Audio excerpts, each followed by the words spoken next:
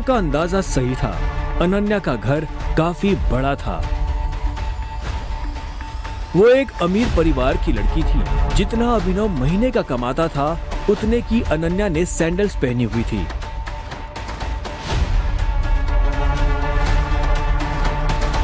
अनन्या की आंखों में दिख रहा था कि वो अभिनव से कितनी नफरत करती थी। अभिनव भी पार्टी में इतने बड़े लोगों के बीच जाने से घबरा रहा था। उसी घबराहट में उसने कब अपने पापा की अंगूठी को उंगली में गोल गोल घुमाना शुरू कर दिया, उसे पता ही नहीं चला।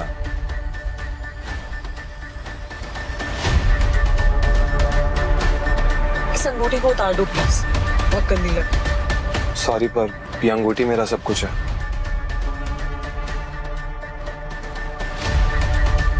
अकरम का घर किले जैसा था, जिसके चारों तरफ बाउंसर्स बंदूकें लिए खड़े थे। जैसे ही अनन्या और अभिनव अंदर आए तो इतने में उसकी नजर देवेन से टकरा गई।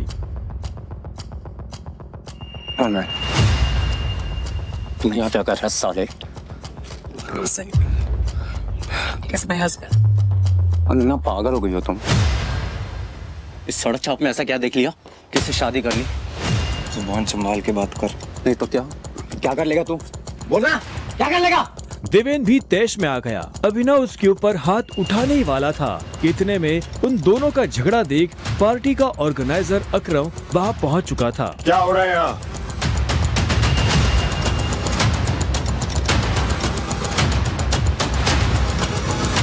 अकरम सर, देखिए ना इस आदमी, ये क्रिमिनल है, जबरदस्ती आपकी पार्टी में घुस आया। इधर आओ।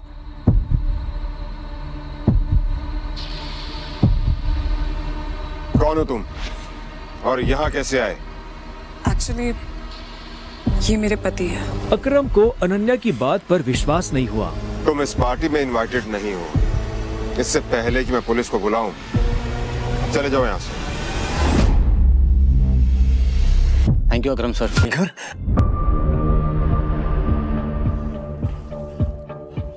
टाइगर? अभिनव ने अकरम के मुंह से ये शब्द सुना तो वो हैरान हो गया। उसे अचानक से अपने पिता के वो आखिरी शब्द याद आ गए जो उन्होंने अभिनव से विदा लेते हुए कह दिए थे। लेकिन अभिनव हैरान था। उससे समझ नहीं आ रहा था कि अकरम ये सब कैसे जानता था। आखिरकार मैंने तुम्हें ढूंढ ही लिया टाइगर। टाइगर? हाँ, पिछले 18 सालों से मैं तुम्हें ढूंढने की कोशिश कर रहा हूँ। तुम हमारे टाइगर हो, हमारी हजारों करोड़ों की एम्पायर की वारिस, जिसे हम 3 दोस्तों ने मिलकर शुरू किया था। मैं, तुम्हारे पापा संजय गढ़वाल और राणा अग्निहोत्री। वो देखो।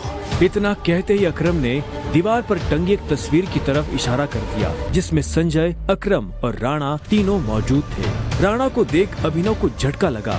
उसकी आंखों के सामने वो सपना फिर से हरा हो गया जो वो हर सुबह देखकर उठता था। उस रात अभिनव के पिता को जिस आदमी ने गोली मारी थी वो राणा था। दोस्त होने के बावजूद राणा ने अभिनव के पिता के साथ गद्दारी की थी। अभिनव की आंखें चिंगारी सी लाल हो गई। क्या हुआ? तुम इतना गुस्से में क्यों? नहीं, मैं ठीक हूँ। आप मुझसे कुछ कहना चाहते थे? हाँ, तो मैं तुम्हें हमारी कंपनी द माफिया किंग के बारे में कुछ बताने वाला था, जिसे हम 3 दोस्तों ने मिलकर खड़ा किया था।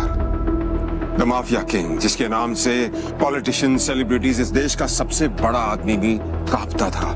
लेकिन तुम्हारे पापा के जाने के बाद सब कुछ बिखर गया और इस दौरान हमारे कई दुश्मन खड़े हो गए, जिसमें सबसे बड़ा दुश्मन है इकबाल शेखावत। वो तुम्हें कई सालों से ढूंढने की कोशिश कर रहा है ताकि तुम्हें मारकर वो हमारा नामो निशान खत्म कर देना चाहता है। फिलहाल द माफिया किंग का सारा काम राणा का बेटा मोंटी संभाल रहा है। अब तुम आ गए हो तो इस कंपनी की भाग दौड़ अब तुम संभालोगे। अपने पापा के काम को अब तुम्हें आगे बढ़ाना होगा टाइगर। ये सुनते ही अभिनव के कान खड़े हो गए थे। कल तक उसकी जेब में 100 रुपए भी नहीं थे और आज अचानक वो हजारों करोड़ की कंपनी का मालिक हो गया था।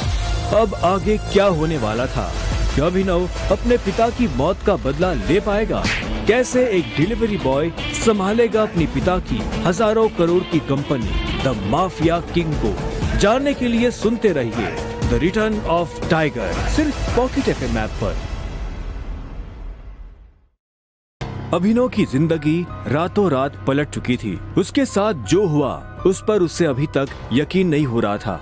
उसके हाथ में अपने पिता की तस्वीर थी, लेकिन उस तस्वीर में वो गुस्से से भरी निगाहों से राणा को देख रहा था। अगर उसका बस चलता तो वो अभी के अभी राणा का सर काटकर अपने पिता की मौत का बदला ले लेता। मैं तुमसे पूछना ही भूल गया, इतने सालों तक तुम थे कहाँ? कहाँ थे तुम? पापा के जाने के बाद मैं एक अनाथ आश्रम में पला बढ़ा। कई सालों के बाद वहां से निकला, काम करने लगा ताकि पढ़ाई के लिए पैसे जोड़ सकूं। लेकिन इस दौरान आप लोगों ने मुझे ढूंढा क्यों नहीं? टाइगर, ऐसा नहीं है कि मैंने तुम्हें ढूंढने की कोशिश नहीं की। जैसे कि मैंने तुम्हें बताया कि तुम्हारे पापा के जाने के बाद माफिया वर्ल्ड में अफरा तफरी मच गई थी। हम उसे भी संभाल रहे थे और तुम्हें भी ढूंढने की कोशिश कर रहे थे, लेकिन वक्त के साथ साथ तुम्हारा चेहरा भी बदल रहा था, इसलिए तुम्हें ढूंढने में बहुत मुश्किल हो रही थी। फिलहाल अब तुम मिल गए हो। अब तुम्हें देखकर मोंटी और बाकी सब लोग बहुत खुश होंगे। मोंटी का नाम सुनते ही अभिनव को गुस्सा आ गया था। मोंटी एक गद्दार का बेटा था। अभिनव ना तो उस गद्दार के बेटे से मिलना चाहता था और ना ही बात करना चाहता था। लेकिन पापा ने तो मुझे कभी इस माफिया ग्रुप के बारे में कुछ बताया ही नहीं है। वो चाहते तो मुझे बता भी सकते थे। तब तुम बहुत छोटे थे, शायद इसीलिए संजय ने तुम्हें इन सब चीजों से दूर रखा। लेकिन मेरा यकीन मानो, मैंने तुम्हें ढूंढने की बहुत कोशिश की। अब तुम मिल गए हो तो मुरझाया हुआ द माफिया किंग फिर से जिंदा हो जाएगा। चीयर्स। अभिनव के मन में कई सारे सवाल उठ रहे थे। उसे समझ नहीं आ रहा था कि राणा का राज अकरम और बाकी लोगों को पता क्यों नहीं चला और क्यों एक गद्दार का बेटा अभिनव की गद्दी पर बैठा हुआ था। इससे पहले कि अभिनव अपने आप को कोई जवाब दे पाता, अकरम उसके पास आया और उसने अभिनव को 50 करोड़ रुपए का एक चेक थमा दिया। ये लो, इसे रख लो। जब तक तुम टाइगर की पोजीशन नहीं पा लेते तब तक तुम्हें इसकी जरूरत पड़ेगी। अभिनव ने अकरम के हाथ से चेक लिया और उसे देखने लगा। उसकी जिंदगी पलट तो गई थी, लेकिन अभी भी ऐसे कई सवाल थे जिनके जवाब उसे नहीं मिले थे। एक बात और, तुम्हारी असली पहचान के बारे में फिलहाल किसी को कुछ पता नहीं लगना चाहिए। इसलिए अभी तक जैसे जीते आए थे वैसे ही जीते रहना, समझे? अभिनव ने हाँ में सिर हिलाया और दोनों कमरे से बाहर आ गए। इधर अनन्या चिंता भरी निगाहों से उस कमरे के दरवाजे को देख रही थी जिसमें अभिनव और अकरम थे।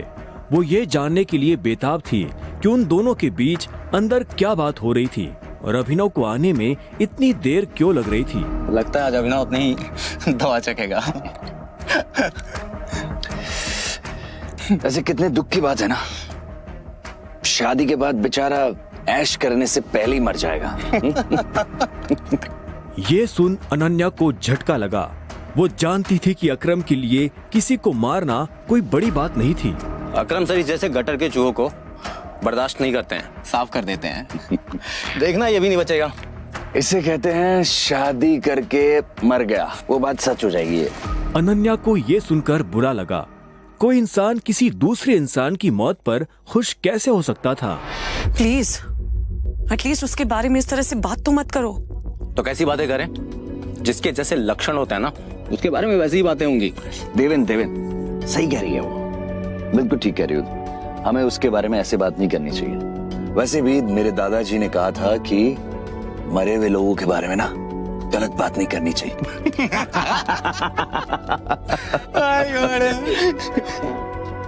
इससे पहले कि अनन्या कुछ कहती, अकरम अभिनव को लेकर बाहर आ रहा था।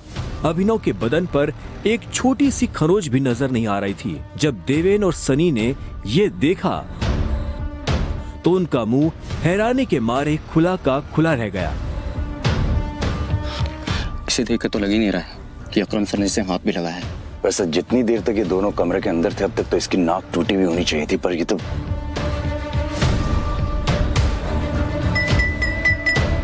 लेडीज एंड जेंटलमैन, मैं आप सबको किसी से मिलवाना चाहता हूं। ये अभिनव, मेरे सबसे पुराने ड्राइवर का बेटा, मेरे लिए बहुत अजीज है ये। अकरम ने जैसे ही अभिनव का सबसे परिचय करवाया तो देवेन और सनी खुश हो गए, लेकिन अनन्या को ये सुनकर झटका लगा। Enjoy the party please. इतने में अकरम ने कहा और अभिनव को अकेला छोड़ बाकी लोगों से मिलने के लिए निकल गया। देवेन और सनी को अभी तक समझ नहीं आ रहा था कि अकरम अभिनव को इतना भाव क्यों दे रहा था। अभिनव को इस बात से कोई लेना देना नहीं था कि सनी और देवेन उसके बारे में क्या सोच रहे थे। उसकी आंखों के सामने बस रह रहकर अपने पिता की शक्ल आ रही थी। उसे वो रात याद आ रही थी जिस रात को राणा ने संजय को गोली मारी थी। अभिनव को ये भी याद आया कि उसे खुद भी गोली लगी थी, लेकिन उसकी किस्मत अच्छी होने की वजह से वो बच गया था।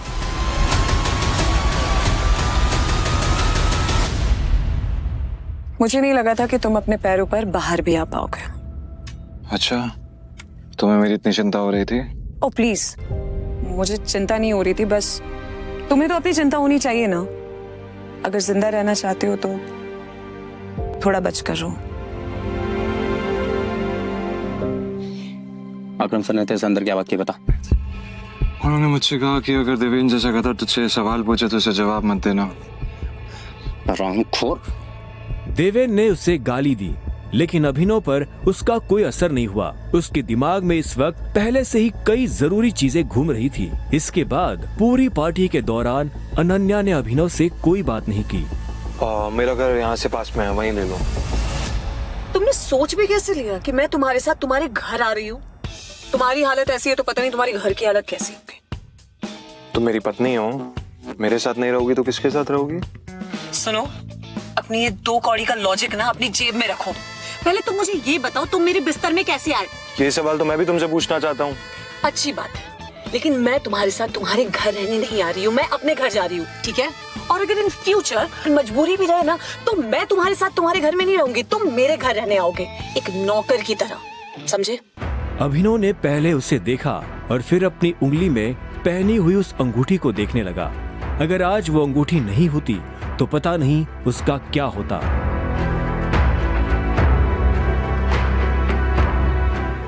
अगली सुबह जब अभिनव का अलार्म बजा तब वो फिर से वही सपना देख रहा था। अलार्म की आवाज सुन वो झटके से उठा और अपने बिस्तर पर बैठ गया। उसने उठते ही मन ही मन सबसे पहले अकरम को धन्यवाद दिया, जिसने उसके पिता की कंपनी को इतने सालों बाद भी जिंदा रखा, लेकिन साथ ही उसे अपने पिता को खोने का मलाल भी था। इसी ख्याल के साथ अभिनव बिस्तर से उठा और अपने काम पर जाने के लिए तैयार होने लगा। अकरम के हिसाब से उसकी डिलीवरी बॉय की जॉब उससे अपनी पहचान छुपाने में काफी मदद कर सकती थी। अभिनव ने अपनी जेब में अकरम का दिया हुआ चेक डाला और घर से निकल गया। 1 घंटे बाद जब वो अपनी बाइक से ऑफिस आया और कॉरिडोर में चलने लगा तो उसे पीछे से आवाज आई, ए डिलीवरी बॉय।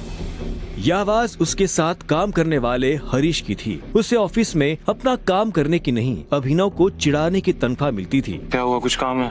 मुझे देर हो रही है। हाँ, अबे तुझे किसी मीटिंग में जाना है, बॉस तुझे बुला रहा है। और भाई कल तू कहाँ चला गया था बिना बताए? अपने बाप की बारात में गया था क्या? ये सुन अभिनव की नसें गुस्से में फटने को आई थी। वो चाहता तो अभी हरीश के सारे दांत एक मुक्के में अलग कर सकता था, लेकिन उसने अपने आप को शांत किया और उसकी बात का जवाब दिए बिना अपने बॉस के कैबिन की तरफ बढ़ने लगा। Good morning sir. ऐसा क्या है गुड इस मॉर्निंग में? अभिनव के पास इस सवाल का कोई जवाब नहीं था। ऐसे में उसके बॉस ने आगे कहा, कल तुम बिना बताए चले कैसे गए? अभिनव के पास इस बात का भी कोई जवाब नहीं था। वो चाहता तो अपने बॉस को कोई बहाना बनाकर टाल सकता था, लेकिन अभिनव झूठ नहीं बोलना चाहता था। कल कितनी सारी डिलीवरी थी, तुम्हारी वजह से हमारा कितना नुकसान हुआ तुम्हें पता है? पर सर मुझे महीने में कैजुअल लीव तो मिलती है, तो कल। Shut up! काम तो तुमसे होता नहीं है, बस बहस करने चले आते हो। ये कंपनी तुम्हारे बाप की है। ये सुनते ही अभिनव का पारा गर्म हो गया था। उसने गुस्से में अपनी मुट्ठी भींच ली और घूरते हुए अपने बॉस को देखने लगा। घूर क्या रहा है? अपना सामान बांध और निकल यहाँ से। You are fired! अभिनव को ये सुनकर झटका नहीं लगा। असल में वो जानता था कि उसके साथ ऐसा कुछ बहुत जल्दी हो सकता था। उसका बॉस और देवेन एक दूसरे को बहुत अच्छी तरह से जानते थे। कल पार्टी में अभिनव ने देवेन को जिस तरह से जवाब दिया, उन्होंने मुझसे कहा कि अगर देवेन जैसे कहता तुझसे सवाल पूछे तो उसे जवाब मत देना। उससे उसे समझ आ गया था कि आज नहीं तो कल ये होकर रहेगा। ठीक है, कोई बात नहीं, मैं चला जाता हूँ। जो मैंने पूरा महीना काम किया है उसकी सैलरी दे दीजिए। सैलरी? तेरी वजह से हमारा जो नुकसान हुआ उसकी भरपाई अगर मैं तेरी सैलरी से भी करूँ ना तो भी तुम्हें अपनी जेब से 10,000 रुपए देने पड़ेंगे।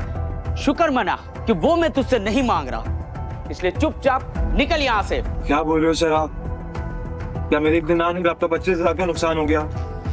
मैं तब तक यहाँ से नहीं जाऊंगा जब तक मुझे मेरी सैलरी नहीं मिल जाएगी। सैलरी दीजिए। सैलरी? रुक, अभी देता हूँ तुझे तेरी सैलरी। उसके बॉस ने कहा और टेबल पर रखी घंटी बजा दी। अगले ही पल कमरे का दरवाजा खुला और 4 बाउंसर अंदर घुस आए। उठाकर बाहर पटको साले को।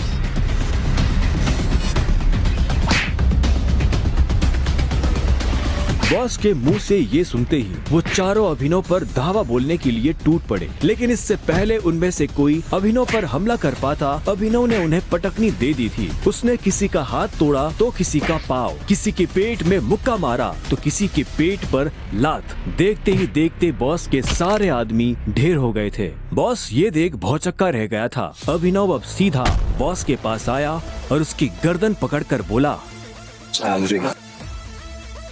बॉस ने घबराहट में अपने ड्रॉर से कैश निकाला और कांपते हाथों से अभिनव को थमा दिया। अभिनव ने कैश देखा और बॉस की गर्दन छोड़ वहां से बाहर निकलने लगा। इससे पहले कि वो बाहर आता, उसने बॉस की आंखों में देखा और बोला, और एक बात याद रखना, अगर आज के बाद किसी के बाप पे गया ना तो गर्दन तेरी होगी, पंजा मेरा। ये सुन बॉस के होश उड़ गए थे। उसे पता था कि अभिनव एक गुस्सैल आदमी है, लेकिन उसने कभी उसका गुस्सा देखा नहीं था। इधर अभिनव भी जब ऑफिस से बाहर आया तो उसे एक अनजान नंबर से फोन आया। अभिनव ने फोन उठाया। हेलो, कौन? टाइगर, अकरम। हाँ कहिए। मुझे तुम्हें किसी से मिलवाना है, वो भी हमारे माफिया वर्ल्ड का एक बहुत बड़ा नाम है, और साथ ही साथ तुम्हारे पापा और मेरा जिगरी यार भी, बलराज। मैं चाहता हूं कि बलराज को पता चल जाए कि हमारा टाइगर वापस लौट आया है, इसलिए शाम को साथ में डिनर करेंगे होटल सफायर में। एड्रेस तुम्हें भेज रहा हूं, ठीक है? सी या, बाय। अकरम के मुंह से बलराज का नाम सुनते ही अभिनव के बदन में झुरझुरी सी दौड़ गई थी। उसने बलराज का नाम पहले भी सुना था। इस शहर में बलराज का नाम बच्चा बच्चा जानता था और हर बड़ा आदमी उसके नाम से थर थर कांपता था। ऐसे में अभिनव को भी उससे मिलने में घबराहट हो रही थी। जिस बलराज से वो घबरा रहा था, असल में वो उसी का बॉस होने वाला था। पर क्या वो बलराज का बॉस बन पाएगा? क्या वो अपने पिता के दोस्त को अपना दोस्त बना पाएगा? जानने के लिए सुनते रहिए द रिटर्न ऑफ टाइगर।